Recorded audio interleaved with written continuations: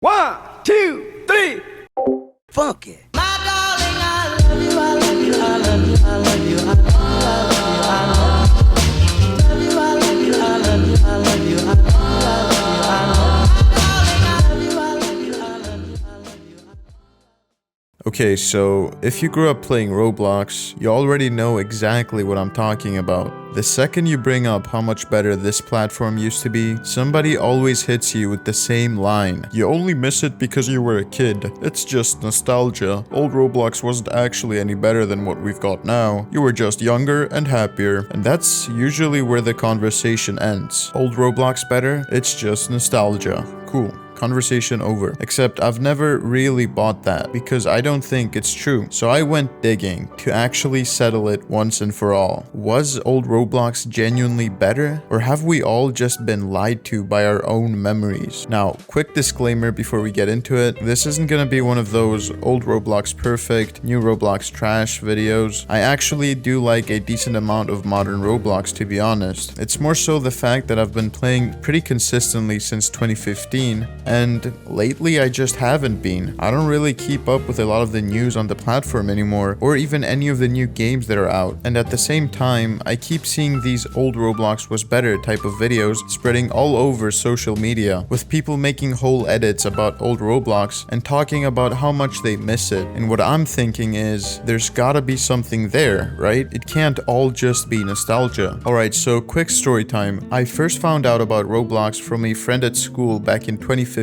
He wrote his username down on a piece of paper and told me to add him when I got home. And obviously being a kid with nothing better to do, I went home and made an account. Roblox back then was sort of completely different than it is now, believe it or not. We still had the forums, seasonal events like egg hunts, Halloween events, and Christmas events. We had guests and tickets, which we'll get into later, but mainly it felt like we were all part of this small, unique community on a little corner of the internet. Back then, the top games were barely cracking a few thousand players at once, and most sat way under that. That might sound like a downside, but honestly, in this case, less was better. You'd load into your favorite game and half recognize people from the day before. There were so few of us that you just couldn't help bumping into the same faces over and over again. You'd add someone because you played 2 rounds of something together, and suddenly you're friends for years. And yeah, I already know how that sounds. Bro, you were a kid, of course it felt magical. You had no responsibilities and infinite free time. And that's true. I'll be the first to admit it was a mess in plenty of ways as well. The engine was rough. Half the games were broken tycoons with thumbnails stolen off Google, and there were glitches, scams, and exploits that could cost you your account literally around every corner. But it was fun in a way that's genuinely hard to find today. Even after you strip all that away though, the thing that really stuck with me were the games. Back then, there was none of this brainrot toddler bait clogging up the front page, meaning there was a lot more space on there to feature authentic, unique, and enjoyable experiences. So pretty much anyone who's ever touched Roblox, whether you started in the 2000s or the 2010s or literally last week, has a couple of games that they would consider absolute peak. A little set of games that more than likely gives you this feeling called nostalgia. And nostalgia is actually a pretty interesting word. It's got a few different definitions, like reminiscing about your childhood and your younger years, a longing for home or familiar surroundings, basically homesickness, or a bittersweet yearning for the things of the past. And it's that third one we're looking at today, that warm, slightly bittersweet feeling you get when something old resurfaces out of nowhere. An old song, a smell from your childhood, or in this case, a game you used to love. And for a second, it drops you right back into who you used to be, mixed in with the cruel reminder that you can't ever fully go back to how it was. Well, all this talk about old Roblox really got me wondering what made these games stick with us so fondly in the first place. And Roblox has changed so much these past few years with all the monetization and socialization updates like voice chat, all these new features getting bolted on, that I started wondering, how have these old classic games even coped with all of this at all? Have they kept up? Have they adapted at all? Or have they just been left behind? So let's take a little trip back to a simpler time, revisit some of these games, and see what they've actually done to survive on a platform that barely resembles the one they were built for.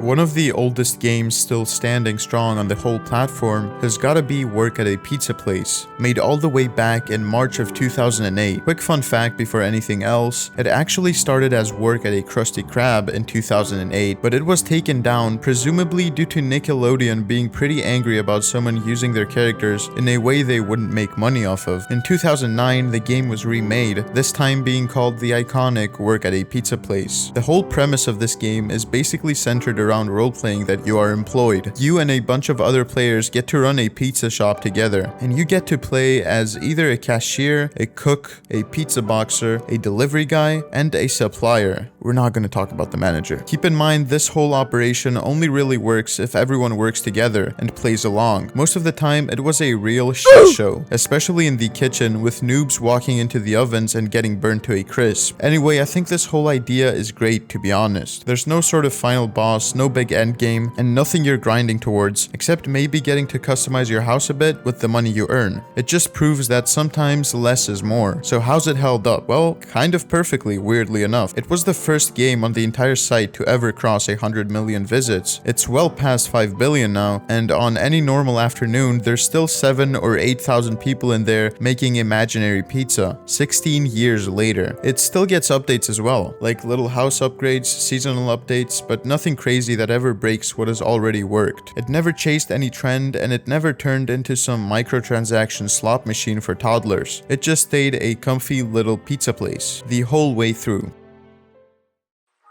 Next up is Speedrun 4, which was made back in October of 2014, and if you think that shouldn't be considered old Roblox, just think about the fact that half the players on Roblox right now are probably younger than that game is. I always found Speedrun 4 to be a pretty chill game. You could just put some background music on, sit back on your overpriced gaming chair, and enjoy the colorful maps that the game had to offer. The levels do get increasingly more brutal as you go on, and it's got that addicting one more go feeling where if you die at any point of the obby, you immediately go again without even thinking about it. For a game with such a simple essence, it did pretty good, winning back-to-back Bloxy Awards in 2015 and 2016. And even though it's not at the top of the charts these days, it still surpassed over 1.5 billion visits. But I'll be honest, revisiting Speedrun 4 was kind of disappointing. You could definitely see the modern slop of the platform creeping into this classic game. First thing I noticed was that a bunch of unoriginal features were added. Stuff like pets that follow you around, a whole cash and energy grind system, as well as unfortunately a gambling case opening mechanic that you can make faster through microtransactions and spending Robux. And don't get me wrong, the core gameplay loop is still great, although obviously it is a bit repetitive. The modern cash grab aspect of it though just kind of puts me off, but hey, at least it still gets updates, unlike the next game. Apocalypse Rising was released in 2012, and it was basically an attempt to recreate DayZ inside Roblox, a proper open-world zombie survival game, and the map was one of the biggest any game on the site had ever seen at the time. You'd spawn in with a gun, a knife, a flashlight, and some basic rations, and then you'd have to scavenge around the map for food and weapons. Being a zombie game, of course it meant that you were constantly being harassed by these guys while trying to loot, but since it was also a PvP game, other players were the real threat you had to watch out for, meaning you couldn't make a lot of noise, otherwise you'd be tracked down and killed for your loot. One wrong move and somebody or a group of people could wipe out hours that you spent scavenging. I remember playing this game basically on the daily with my friends, getting the most OP loot and then dying to exploiters, which unfortunately this game had a lot of, and it was something that happened very often. If you know, you know. Despite that, for a good while Apocalypse Rising was massive. It won Game of the Year in 2013, and it pretty much invented the whole survival genre on Roblox, but it never really got to age gracefully. That is because the devs moved on pretty quick to start a sequel, and the original was pretty much abandoned and it completely stopped getting updated. That might not sound too bad, however, since the update stopped, so did the upgrades to the game's anti-cheat, which eventually led to the game being swarmed with even more exploiters. As you could probably guess, this slowly led to more and more players leaving, slowly killing it even more. The sequel, Apocalypse Rising 2, has been out for years now, and I'd say it's doing pretty well, even though a lot of the old players still miss the jankiness of the original, including yours truly. The next game on our list is the Normal Elevator, created back on March 26, 2015. And the whole idea behind this game is that you step into an elevator, which, as you can guess, or maybe not, is not normal in the slightest. Once you're in, you get a timer, and when it hits 0, the elevator opens up on one of its 30-something floors. Some of the floors feature competitions, some are parkour segments, some of them straight up kill everyone in the elevator, and a few have NPCs that'll even ride along with you. When you survive a floor in the elevator, you earn some coins, which you can then spend in the shop on all kinds of weird items. As far as old games go, this one's genuinely one of the most fun, mostly because you never have a clue what you're gonna get next, and I'd say playing it with a group of friends is easily the best way to do it. It's also packed with references and little Easter eggs throughout the floors, so half the fun is just spotting them as you go. Thanks in part to its bizarre premise, the Normal Elevator blew up and was a front page regular for years. I'd call it an absolute classic, now sitting at over 500 million visits. Unfortunately though, it's had a generational downfall because nowadays it's sadly scraping by with under 500 players at a time. Now I want to talk about a game that hasn't really changed at all, in a good way. Prison Life is a prison-themed roleplay game made in 2014, and it has a pretty simple gameplay loop. Basically, there are 3 teams with 3 separate goals. The inmates, whose goal is to escape, the criminals, whose goals range from helping inmates escape to killing guards, and obviously the guards themselves, whose goal is to prevent inmates from escaping and arrest the criminals. Playing it recently really reminded me how engaging, but also extremely annoying this game can be. From getting abused by guards as an inmate to escaping and then harassing them in the prison, it's actually peak. I could honestly play this for hours without realizing, because it's just a very interactive game. Everyone can do anything they want, and it will somehow end up with the whole lobby shooting each other. Surprisingly, it can be a very tryhardy game as well, which I realized during my playthrough, but it does reward skillful players who put the time in, especially in PvP encounters. The game has like 2 game passes, and other than that, there's no bloat to the game with unnecessary features. I remember Prison Life always being on top in the front page during 2016 and early 2017, despite rarely being updated. However, in 2023, the game lost a crazy amount of players, no longer reaching the top page and averaging less than 1,000 players every day, when suddenly, in September of 2025, for the first time in a decade, the game was updated. Some issues were fixed and new areas were added, but most importantly, the sniper rifle update was finally released. A moment of silence for those who never made it to see this day happen, and this made Prison Life once again explode in popularity, reaching 10,000 plus players per day. You could say this is the ideal ending for an old Roblox game. So that was old Roblox. Games that were made back when the whole point was just to make something fun. But going through all of those old games kinda made me want to flip it around and look at the complete opposite end of things, at what's actually dominating the platform right now, since obviously there can be no good without there being evil. So let us take a look at what today's youth are playing. Okay, so we're here at the Roblox sign up page because we're actually creating a new account to test the Roblox platform. So we're gonna go ahead and put a random date over here. Let's say we're born in 2013. Seems about right for Roblox. I love Roblox. Bunch of numbers. Let's get a password up in here. There we go. There we go. And we're in. We're on Roblox. Okay, what is this? Access to popular games has changed. Let's check your age to see what you can still play. I'm on Roblox Select and I'm unchecked. This is not good. This is not good, guys. Let's unlock. Let's unlock Roblox. Okay, no, I'm not doing that. Let's see, what have we got here? The front page. We got Steal a Brainrot. Okay. This seems like a good game. Let's play this. This is good. Okay, we're in. And as you can see, our chat is locked. We have to unlock it by showing our ID or something. I don't know. Okay, this is great. Go buy a Nubini Pizzanini. Okay, let's who is this guy? Who is this guy? Can I pick this guy up or something? How does this game work? How does this game work, guys? Top steals. Someone is stealing my Nubini Pizzanini? Ooh, where? Where are they? Can I steal other people's stuff? What about this guy? Steal. Yes. Yes! Run! Run! Come on! Please, please, please, please. Yes! I'm gonna sell my Nubini, whatever. I don't need you anymore. Okay, let's get out of here, guys. Get out of here. Don't worry about it. Don't worry about it. Let's get the ninja. Okay, maybe we're not that rich. Maybe we're not that rich. Whoa there, buddy. Whoa there, buddy. Whoa there, buddy. Oh my god, that was close. You still can't get it, though. This guy sucks. Hey, you suck, pal. You stink. What is gangster? Okay, this game is weird. This game is really weird, guys. Tim Cheese? Who the hell is Tim Cheese? Okay, I can't play this anymore, guys. I'm sorry, I have to quit. We got Speed Keyboard Escape on the recommended and Steal Brain Rots at night. And then we got Steals Lucky Blocks Brain Rods. And then we got Lucky Blocks but you steal it. Okay, let's try this one. Let's try this Speed Keyboard. And we're in, guys. We're in the game. There's a lot going on the screen right now. So I don't know what's going on, to be honest. We got free gift. I gotta verify. Not doing that. What is this? What am I doing? We got parkour here. Is that... There's no way. Oh, okay, I guess I'm not fast enough. Let's increase our speed, guys. Let's increase it. Come on. This game is great. This game is just great. Fantastic. Okay, let's go. Let's go. Slowly.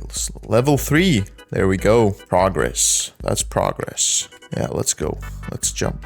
Come on, come on. Ooh, easy. That's easy. Okay, +1 win. We got +1 win, or we got this. Okay, I think I'm gonna go for the...